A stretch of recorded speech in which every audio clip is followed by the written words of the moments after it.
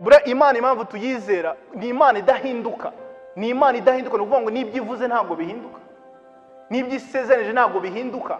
So niba aravuze ngo uri kumwe natwe umunsi ku wundi ujye ubyuka uvuge ngo Mana ndagushima kuri kumwe nanjye, ubwo nsohotse ngiye gukora biriya uri kumwe nanjye, ntuzansiga, ndabyizeye ndi kumwe nawe. Nubwo hari ibyo ntarabona ariko nzi ko nakubonye, nubwo hari ibyo ntarageraho ariko nzi ko ngufite, ushimwe yuko utazansiga.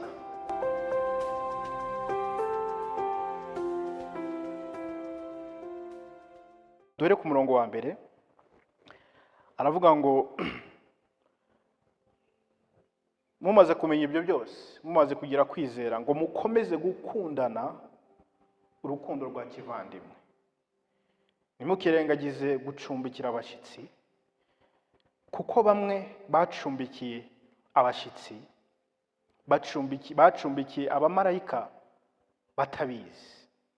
Mwibuke imbohe nk'ababohanywe nazo, mwibuke n'abagirirwa nabi, kuko namwe muri mu mubiri. Uyu munsi turavuga ibintu biri practical. Uyu munsi turavuga ibintu twakwita ko ari ubuzima busanzwe, twakwita ko ari ibintu biraho, ari igihe tubifata nk'aho ari ibintu byoroshye, ibintu tudasimbukira cyane, ariko it's the fruit yo kuba turi abana b'Imana. Ni imbuto zigaragara koko ku muntu wizeye Imana. Twavuze ibintu byo kugeragezwa n'ibintu bitandukanye. Imana itugerageza, ikatugerageza mu bibazo. Kuki Imana itugerageza? Kuki Imana yemera ko ibigeragezo bitugeraho? Imana itugerageza atari twebwe igerageza, ahubwo igerageza kwizera kwacu, kugira ngo natwe tubone gukomera ku kwizera kwacu. Niko biri bivuga ngo kubera ko kugeragezwa ko kwizera kwanyu ngo kutera kwihangana, kugeragezwa ko kwizera kwanyu gutera kwihangana. Ko tumaze aya mezi yose tuvuga kwizera dufite muri Kristo, ko tumaze igihe cyose twubakwa mu kwizera no mu gukunda Imana, ese niki cyabitwereka, niki cyaduprovinga yuko uko kwizera kuri kugira icyo gikora mu buzima bwacu? There is a test that we go through. Niyo mpamvu Imana izafata n'igihari, ntabwo ifata ibibazo gusa, ntabwo ifata gusa tuvuga ngo ibigeragezo, ibintu bibi mu buzima nibyo bitugerageza gusa. N'ibyiza bishobora kukubera ikigeragezo, n'ubutunzi bushobora kukubera ikigeragezo, kimwe n'uko ubukene bushobora kukubera ikigeragezo, ariko byose bikaba kugira ngo kwizera kwawe ufite mu Mana kubashe gukomera. Hano rero yavuze kuko muri abana b'Imana ngo mukomeze urukundo rwa kivandimwe. Mu cyongereza bavuga ngo continue the brotherly love. Iri jambo urukundo rwa kivandimwe ni kimwe mu bintu bigaragaza muri types z'urukundo tubona muri Bibiliya. Iyi bayita Philadelphia cyangwa se urukundo rwa kivandimwe. Murebe neza ijambo avuze, ntabwo avuze ngo mureme urukundo rwa kivandimwe, ntabwo avuze ngo mu creating, mu rushakashake, mukora uko mushoboye, avuga ngo murukomeze. Kubera ko kuba mwaravutse mu muryango umwe wa Kristo, muri abavandimwe, urukundo rurahari. Ariko ikibazo kiri mu bakristo nuko rudakomeza. Rurahari mu bantu, ruri mu mitekerezo by'abantu, ruri no mu magambo cyane, ariko ntabwo ruri mu buryo buri practical. Abantu nkamwe rero mwizeye, nkamwe mufite Kristo, mukomeze urukundo rwa kivandimwe. Uru rukundo rwa kivandimwe rusobanuye ubumwe. Ngiye ngo nakubwira abantu, ubumwe ntabwo ari ikintu usengera. Ubumwe ni ikintu kibaho iyo abantu bahurije ku kintu kimwe. Turamutse dufite ikintu duhuriyeho twese kimwe, cyaba tufite n'inyungu, abantu bari mu kimina cyangwa bari muri koperative bagira ubumwe ku ngufu. Ntabwo bibasaba ko bakundana, kuko bafite inyungu bagomba gusangira, barahura bakabonana bakaganira. Niba bashaka baba bari mu matiko ariko bagira ubumwe, ubwo ni ubumwe butewe ko ari cyo bahuriyeho. Iyo abantu badafite rero ikintu kimwe bahuriyeho, uko basenga kose, uko bamera kose, ntabwo bashobora kugira ubumwe. Ariko abakristo dufite ikintu duhuriyeho. Twavuye mu miryango itandukanye, twavuye muri background zitandukanye, ariko twese twuriye ku kintu kimwe, ari cyo amaraso ya Yesu Kristo. Nari kukumenya gute se? Nari kuzahura nawe ryari iyo bitaza kuba kuri uyu Yesu? reka uyu Yesu duhuriyeho udahinduka, umwe ufasha ubuzima bwacu, aba ariho utuma tubona ko bifite imbaraga zo kuba twakundana tukabona. Yesu icyubahiro. Ubumwe, ibanga ry'ubumwe ntabwo rizanwa n'ibiterane mpuzamatorero. Mureke ibintu tubivuge. Ntabwo gukora ibintu ngo dukore gahunda zimwe zituma dukundana. Reka turebe uko tubigenza, tugende ahantu turye cyangwa dukore igiterane, tugaragariza abantu ko dufite urukundo. Nyamara nubwo twahuza abantu bose, abakristo bose bo mu gihugu kugira ngo duhure, ariko Kristo tutamwumva kimwe ntabwo tuzagira ubumwe.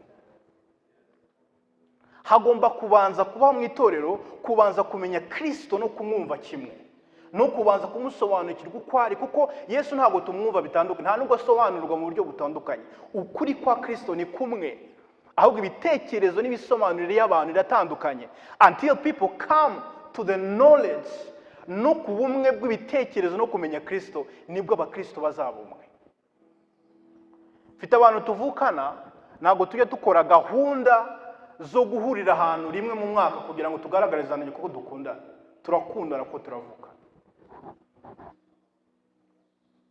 Kuba tuvukana hariho flow y'urukundo idaterwa nuko hari gahunda twakoze.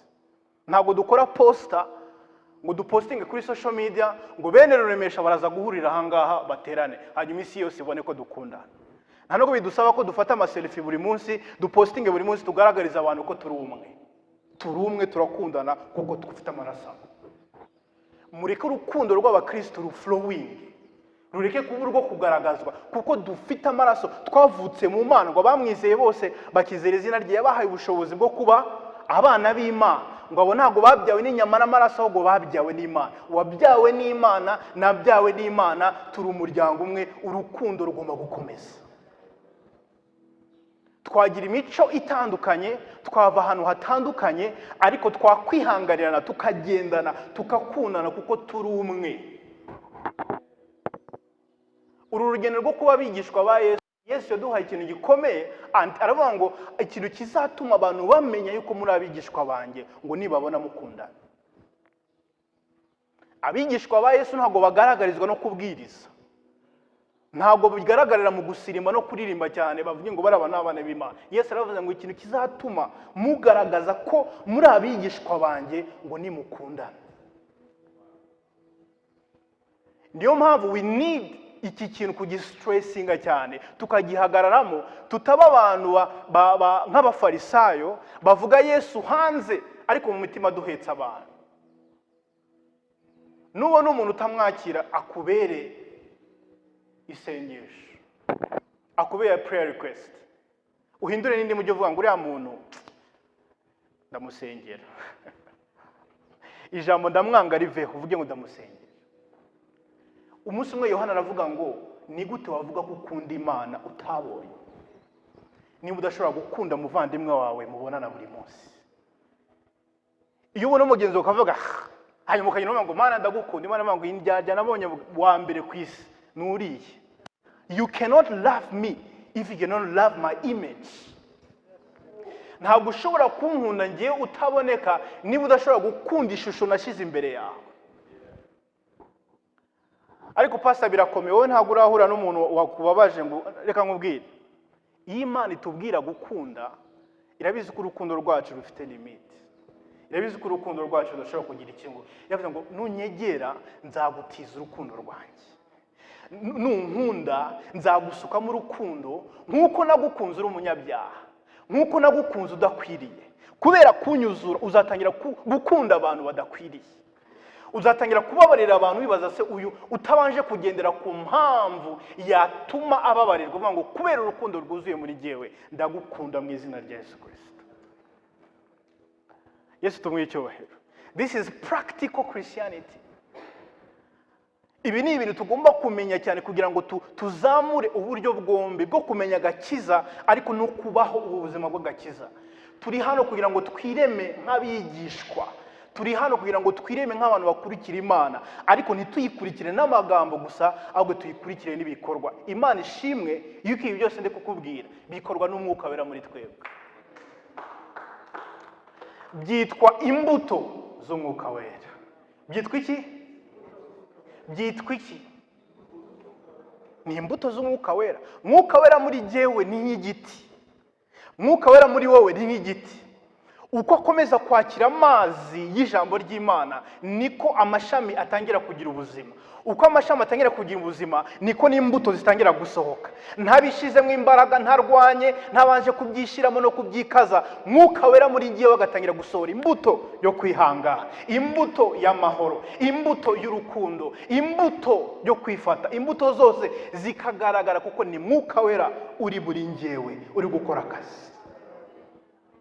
Na igikomeye rero ntabwo ari ugusabwa kuvuga ngo wikaze ukunde umuvandimwe wawe, ahubwo icyo nakubwira, komeza wegere umwuka wera.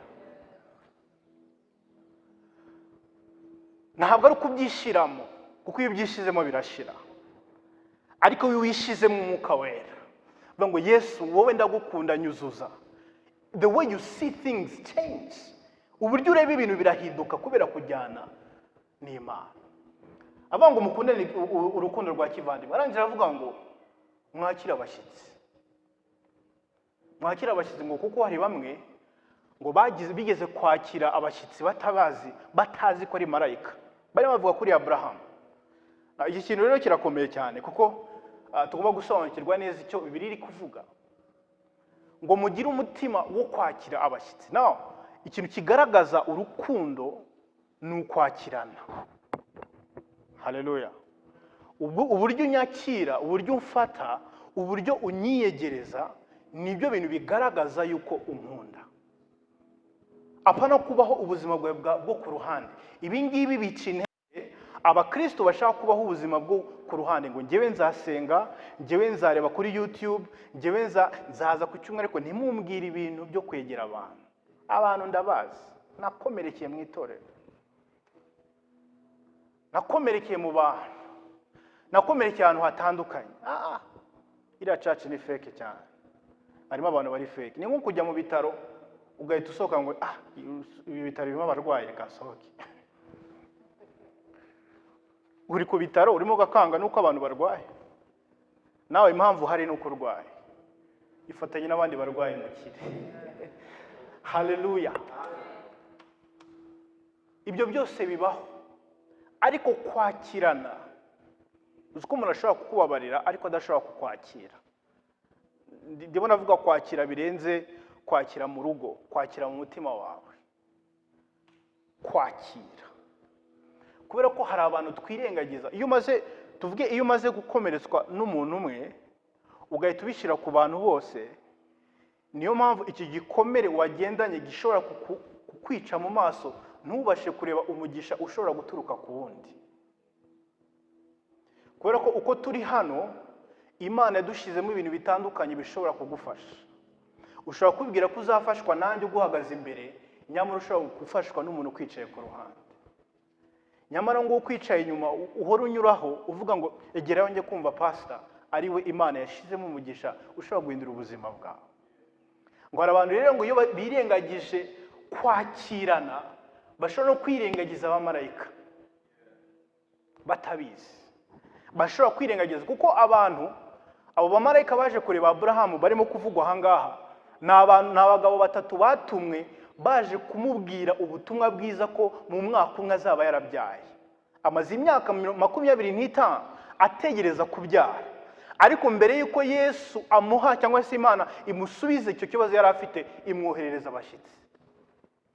Kirisaba mu cyo mbere ko imuha icyo yari ategereje, ikinyuza mu kumujyanira abashyitsi. Hanyuma ngo ababonye bari kuza baturutse kure, ngo ababonye abirukankaho, arabamenya, amenya ko atari abantu basanzwe. Avanga abangaba n'abashyitsi bahire, reka njye kubakira. Arabafata, arabagaburira, ababagira ikimasa, bamaze kurya baravuga ngo umwaka utaha nk'uyu nguyu Sara azaba akikiye umwana w'umuhungu. Niho abantu bakuye blague ivuga ngo nta muntu uhanura atararya, naho ngo babikuye. Yarabakiriye neza kuko yaravuze ngo mbona abantu benshi batambuka, ariko abangaba ntago basanzwe, reka mbakire. Kubakira kwabo havuyemo igitangaza. Wakwakiriye ab'Imana izanye imbere yawe, hanyuma Imana ibakoreremo. Iyo Imana igiye gukora, ikorera mu bantu. uzi ko usaba Imana ikintu ikohereza umuntu, uzi ko usaba Imana akazi ikohereza abantu. Benshi muri mwebwe ibintu byinshi mwagezemo byaciye kubera ko mwahuye n'abantu. Uyu munsi iyo usubije amaso inyuma ukavuga ngo uriya muntu iyo ntaza kumwakira ntabwo nari kubona ibyo mfite uyu munsi. Turenge ibintu byose, abavandimwe muri Kristo tubakire mu mitima. Duhese icyubahiro. Ariko reka babwire nshiremo ka ariko ka virgile. Aburahamu abona abagabo abashyitsi baza ngo ababoneye kurera abamenya, abamarayika urabamenya. Mwirinde mutazakira amadayimoni. Ntabwo bivuze abantu bose muhita ubakira, uzakira ibyago imbere yawe. Itonde, have a discernment. Nkuko Aburahamu yababoneye kureba ngo abangaba iyo ubana n'Imana umenya abo wakira nabo utakira, umenya limit ushiraho, ukamenya abo witondera kugira ngo batangiza ubuzima bwawe, ukabasengera bari kure, ukazabegera barahindutse. Hallelujah. So ibyo kugira ngo tubisobanure neza, ntibibe niba ngo pastor avuze ngo abantu bose tubakire. Agare ko abantu bose ubaha lift mu muhanda atari ukuri umugombe. Agare ko abantu bose ubaha amafaranga mu muhanda basabiriza. Hari bamwe muha amafaranga mu muhanda mubashigikira mu bibi barimo barakora. Ariko Imana iduhe gusobanukirwa no guhishurirwa abo tugomba kwakira nabo tugomba kujyana nabo mu izina rya Yesu.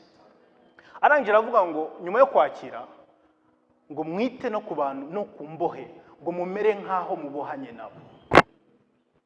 Mwite ku bantu bababaye. Ibi ni ibigaragaza urukundo nyarwo ruri practical. Turenge ibintu byo kuvuga ngo ndamukunda cyangwa text message cyangwa guhamagara ngo umuntu ngo wimbohe uri mu bibazo ngo umufashe nkaho ubohanye nawe. This is what Jesus did. Yesu yarakomeye, Yesu yarafite ubwiza, ariko mu kuza kudukiza amera nkaho aboshwe nkatwe. Biravuga ngo Imana yamushizeho icyaha ku bwacu kugira ngo feeling uburemere bw'icyaha.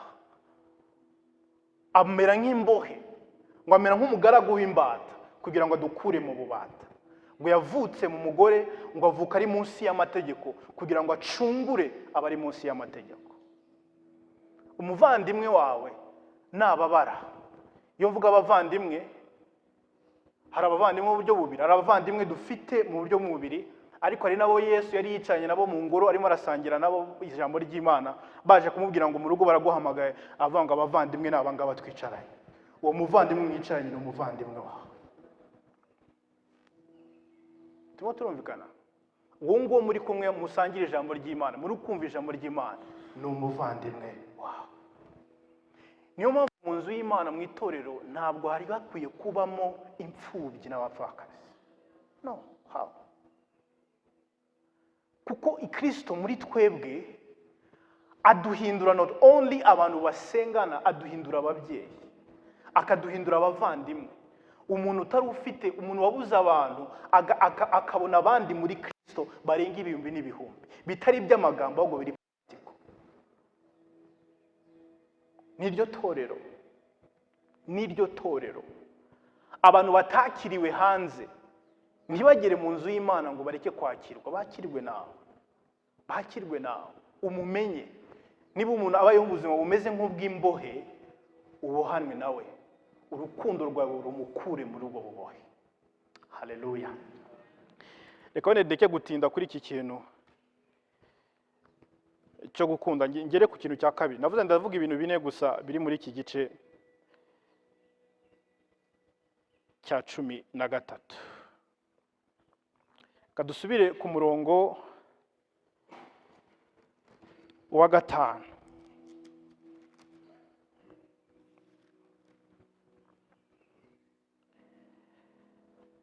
Ngo ntimukagire ingeso zo gukunda impiya, ahubwo mujye munyurwa n'ibyo mufite, kuko ubwayo yavuze iti sinzagusiga na hato kandi ntabwo nzaguhana na hato. Nicyo gituma tuvuga tuti dushize ubwoba tuti Uwiteka ni umutabazi wanjye. Ibi ni ibintu biri practical arimo arabwira abakristo bizeye bafite kwizera kugira ngo ibyo bizeye mu mitima yabo bibashe guhura n'ubuzima bwabo bwa buri munsi. Abanga icyambere arimo addressing ibibazo bikunze kubaho mu bana b'Imana. Icyambere cyo gukundana tucyumve kandi tukomeze tunagitekerezeho. Ariko icyakabiri avuga ngo mureke ingeso zo gukunda impiya. Cyongeza bakoresha money, amafaranga uyu munsi. Mureke ingeso yo gukunda impiya ngo ahubwo munyurwe n'ibyo mufite.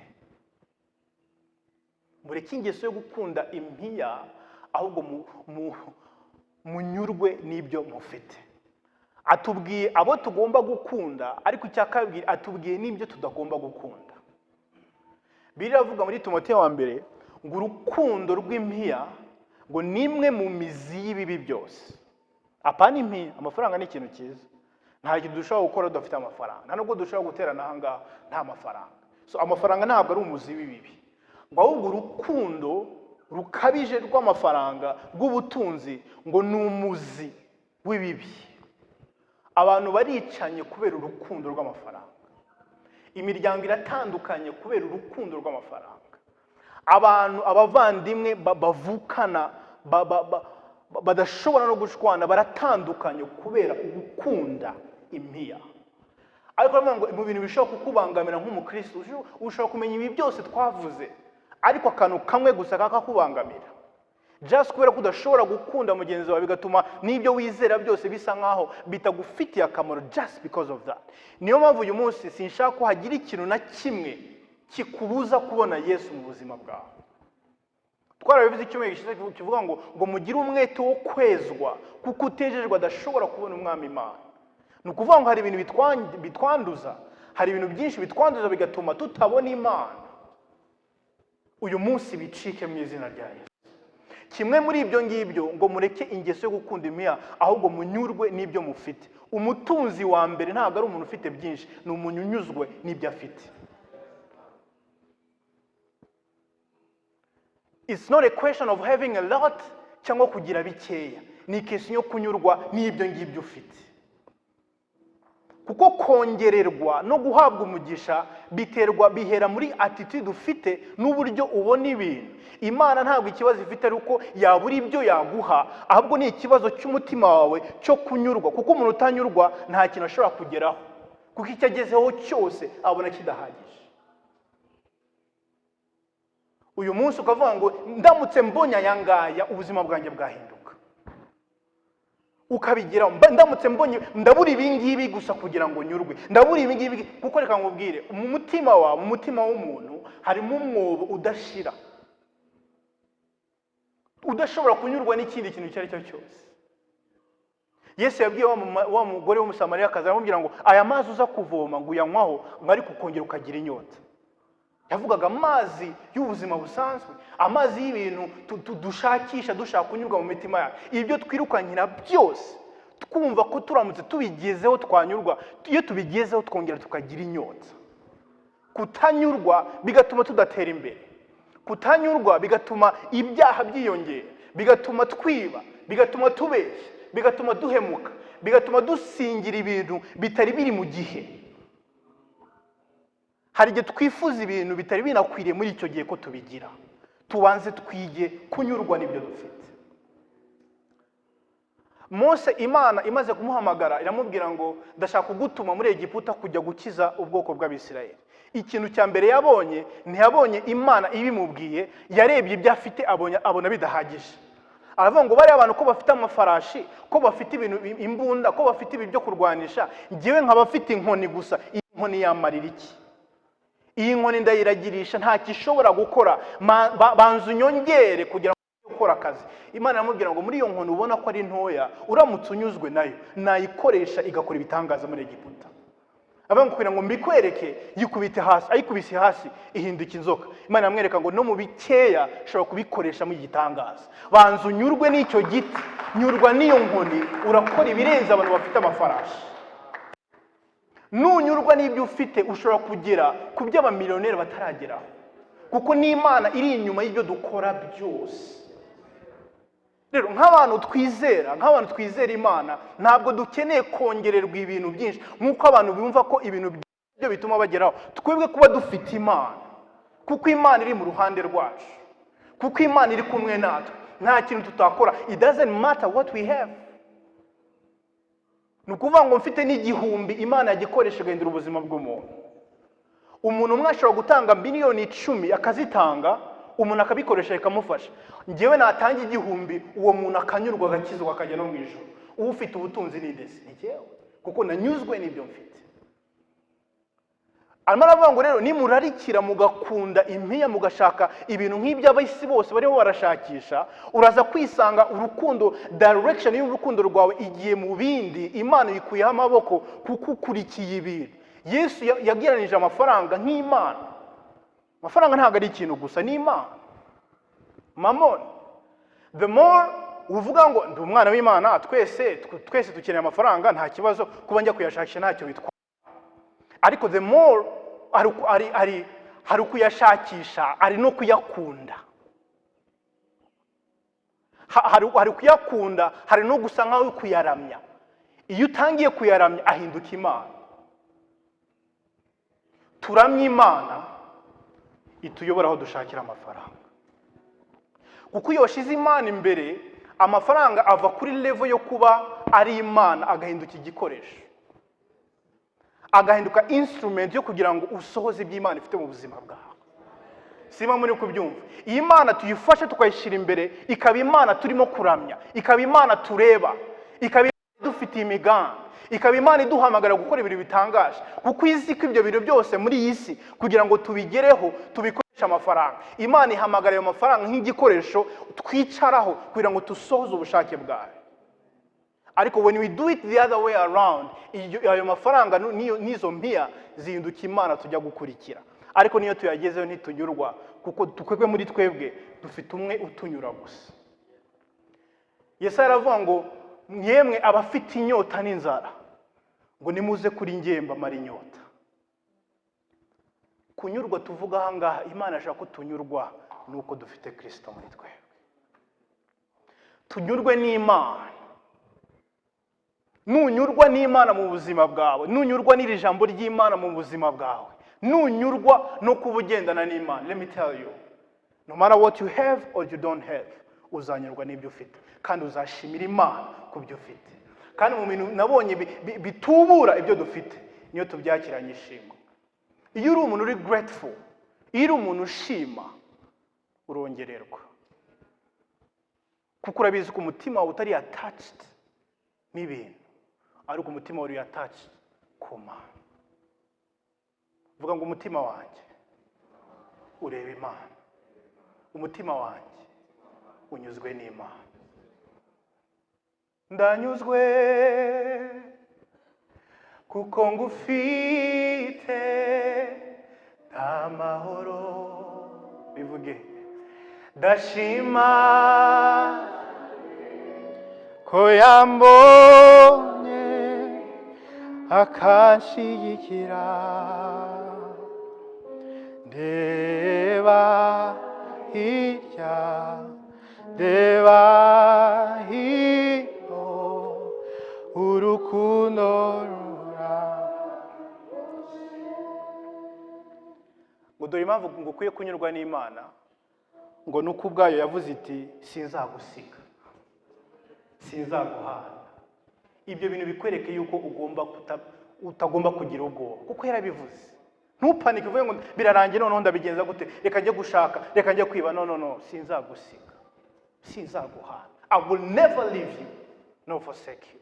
Sinzareka ngo utwarwe n'ibintu, sinzareka ngo uhitanwe. Wowe menya ko ndi kumwe nawe, unyurwe nuko ndi kumwe nawe, unyurwe nuko nzaguprovidinga mu buzima bwawe, unyurwe yuko nzaguha amahoro, unyurwe yuko nzakubera byose ukeneye. Wowe menya ko nabivuze, kandi iyo navuze simpinduka.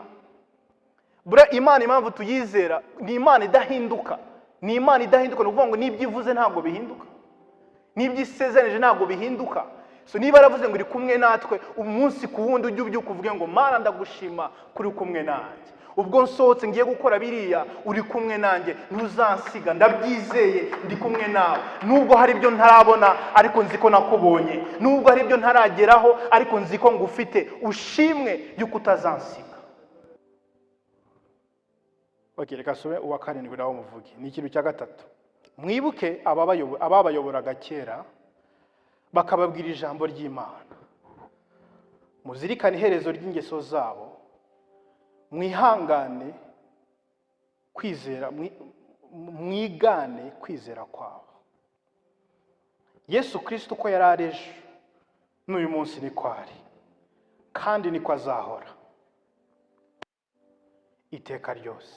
Ntimukayobywe n'inyigisho z'uburyo bwinshi bw'inzaduka, kuko ibyiza ari uko umutima wakomezwa n'ubuntu bw'Imana, udakomezwa n'ibyo kurya, kuko abitaye kuri byo bitabagiriye umumaro. Twavuze gukunda bene data, tuvuga kunyurwa n'Imana. Ibi ni ibintu biri practical shaka yuko dufata mu mitima yacu. Icya gatatu aravuze ati mwite ku babayobora, mwite ku bantu Imana yashize imbere yanyu, kubera ko the consequence ibaho iyo abantu abakristo babaho badashaka abantu babayobora, igikurikira nuko bayoba. Igikurikira haza ubuyobe. Ngo mwibuke abayoboraga kera bakababwira iki? Ijambo ry'Imana. Umuyobozi nyawe, umuyobozi uvuye ku Mana, Imana igirira icyizere cyo guha abantu ngo abayobore, ni umuyobozi uhagarara ku ijambo ry'Imana. Twese uko turi hano, benshi dushobora gukora nk'ibyo ndi gukora aha ngaha. Kuba mpagaze hano mbifata nka training, kuko nifuza ko twese uko turi hano, niyo mpamvu twashyizeho n'izo groups, kugira ngo twese dukure mu kuba impano zacu zagaragara n'imihamagara yacu ikagaragara. Ariko utarabigiraho ndashaka gusobanukira iki kintu. Nta muntu Imana izigereha inshingano zo kuyobora abandi niba uwo muntu adahagaze mu kuri kw'ijambo ry'Imana. Ko God will not entrust you people niba utazababwira ibyayo. Abantu benshi badahagara mu ijambo ry'Imana nibo basema confusion mu mitima y'abantu, kuko bababwira ibiri mu mitima yabo. Niba hari ibintu byambayeho ejo nashwanye n'umuntu cyangwa ibintu bitagenze neza, guhagarara kaza kuza kubasukaho umujinya mfite, that's not responsible. Ngo mwibuka abo bantu babayoboraga ariko babayoboresha mu ijambo ry'Imana. Haleluya. Ngo numurangiza ngo murebe iherezo ryo kwizera kwabo, murebe uburyo bashyira mu bikorwa ibyo bavuga, nimurangiza mu bigane. Paulo yabwiye itorero ababwira ngo mutere ikirenge mu cyanjye nk'uko ntera ikirenge mu cya Kristo. Ntabwo yashatse kubiyemeraho ngo abereke ko ari umuntu uhambaye, ko ari umuntu bagomba gukurikira, bagomba gupfukamira. No, arababwira ngo niba mubona ko nkurikira Kristo muzankurikire, nimubona ko ntakurikira Kristo muzigendere. It's not about uyu muntu ni pastor, umuntu ni umuyobozi wacu, reka tumukurikire twirukanga. No, aravuga ngo murebe, mwitegereze kwizera kwawe. Ese ibyo avuga abigenderamo? Ese ibyo yigisha arabyizera? Niba byizera mu mwigana, niba atabyizera mu mukomanyi wawe sasa bite byawe ko ibyo uvuga n'ibyo uri gukora, something is wrong. Impamvu yabyo ni iki?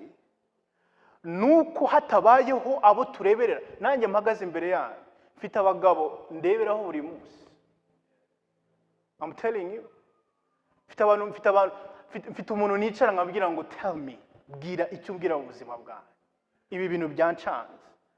Kuko nigeze kubaza abantu babwira niba abakristo bakeneye gusengerwa, bafite ibibazo, bajya kureba pastor yafite ikibazo ajya he?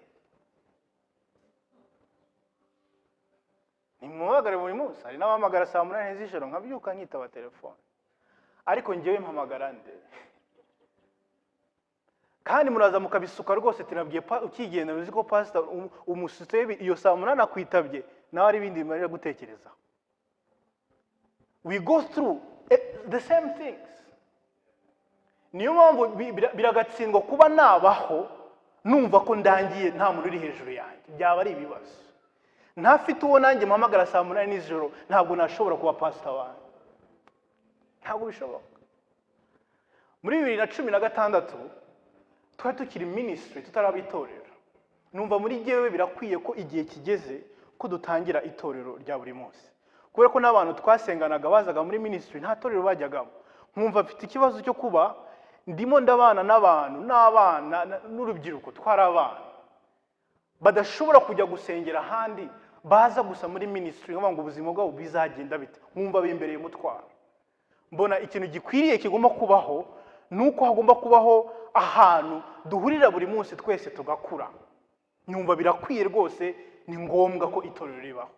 Ariko ndibaza se iryo torero niribaho, ubwo bivuze ko nzaba mbaye pasiteri karabaye? Nimba pasiteri se nibinkomerera nzareba nde? Nzabwira nde? Nzabaza ninde uzanyereka uburyo abapasiteri bitwara? Ninde uzambwira uburyo bikomera? Imana ishimwe mura n'umugabo witwa Darlingstone. Hallelujah. Umunsi umwe sengerwa kuba pastor, hari haje aba bishop bageze kuri 7. Alala bashata. Bose bandabika y'Uganda. Rero bambwira ikintu ntazigera nibagirwa.